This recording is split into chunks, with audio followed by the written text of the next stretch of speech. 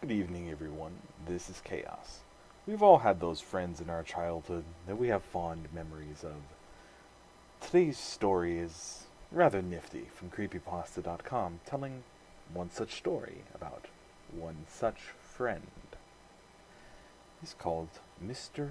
Widemouth. During my childhood, my family was like a drop of water in a vast river, never remaining in one location for long. We settled in Rhode Island when I was 8, and there we remained until I went to college in Colorado Springs. Most of my memories are rooted in Rhode Island, but there are fragments in the attic of my brain which belong to the various homes we had lived in when I was much younger.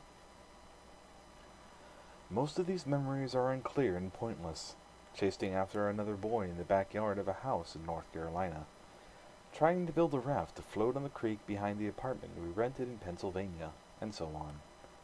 But there is one set of memories which remains as clear as glass, as though they were just made yesterday.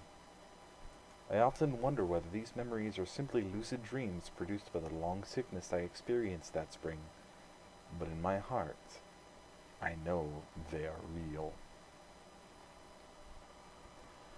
We were living in a house just outside the bustling metropolis of New Vineyard, Maine, population 643.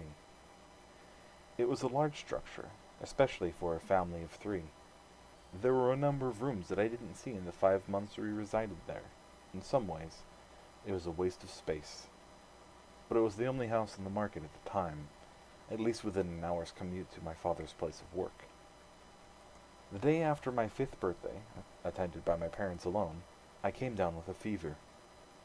The doctor said I had mononucleosis, which meant no rough play and more fever for at least another 3 weeks. It was horrible timing to be bedridden. We were in the process of packing our things to move to Pennsylvania, and most of my things were already packed away in boxes, leaving my room barren. My mother brought me ginger ale and books several times a day, and these served the function of being my primary form of entertainment for the next few weeks. Boredom always loomed just around the corner, waiting to rear its ugly head and compound my misery. I don't exactly recall how I met Mr. Widemouth. I think it was about a week after I was diagnosed with mono. My first memory of the small creature was asking him if he had a name. He told me to call him Mr. Widemouth, because his mouth was large. In fact, everything about him was large in comparison to his body. His head, his eyes, his crooked ears. But his mouth was by far the largest. "You kind of look like a Furby," I said as he flipped through one of my books. Mr. Widemouth stopped and gave me a puzzled look. "Furby? What's a Furby?" he asked. I shrugged. "You know, the toy? The little robot with the big ears. You can pet them and feed them, almost like a real pet." "Oh," Mr. Widemouth resumed his activity. "You don't need one of those. They aren't the same as having a real friend."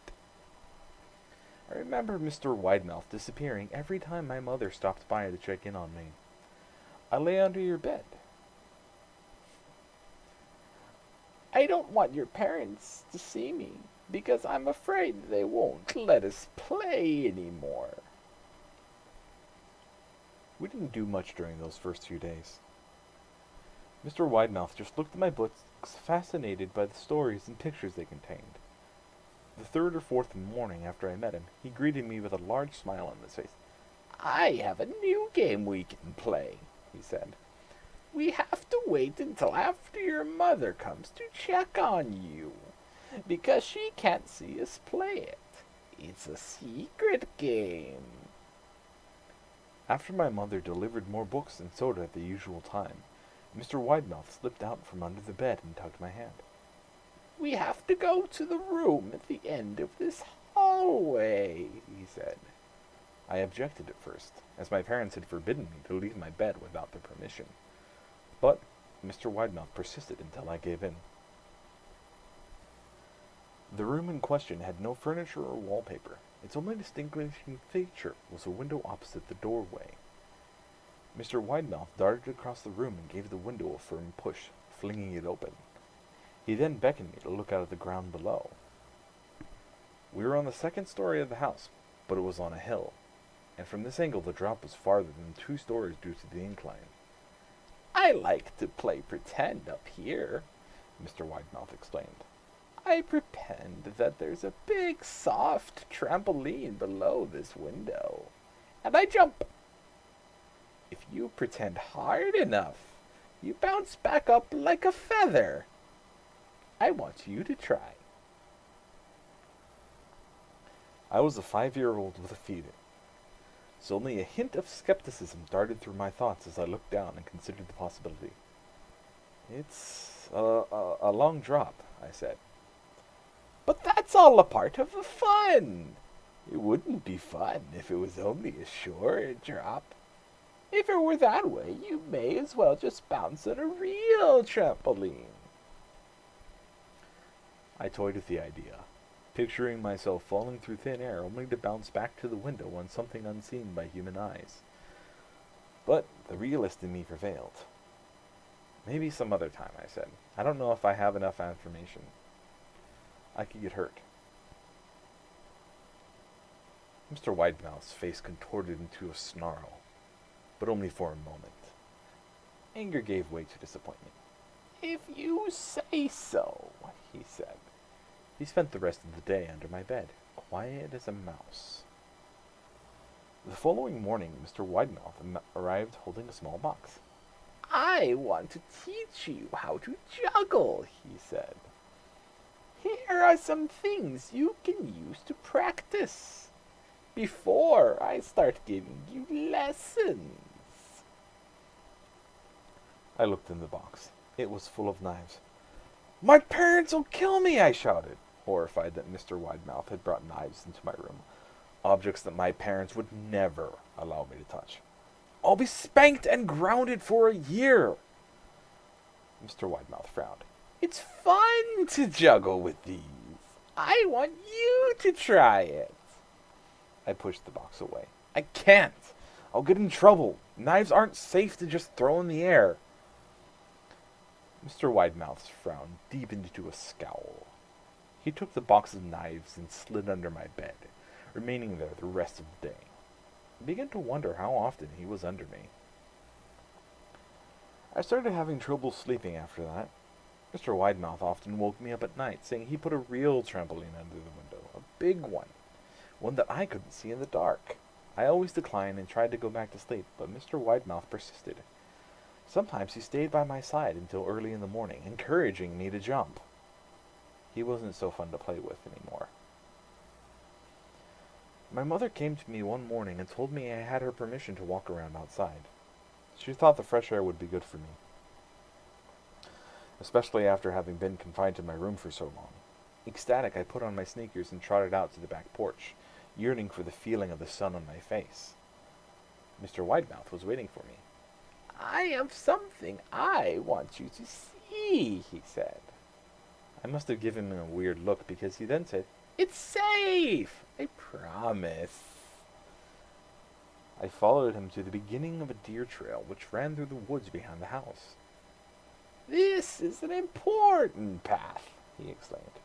"I've had a lot of friends about your age.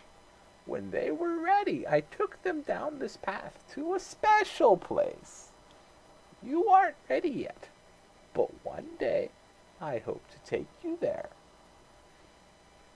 I returned to the house, wondering what kind of place lay beyond that trail.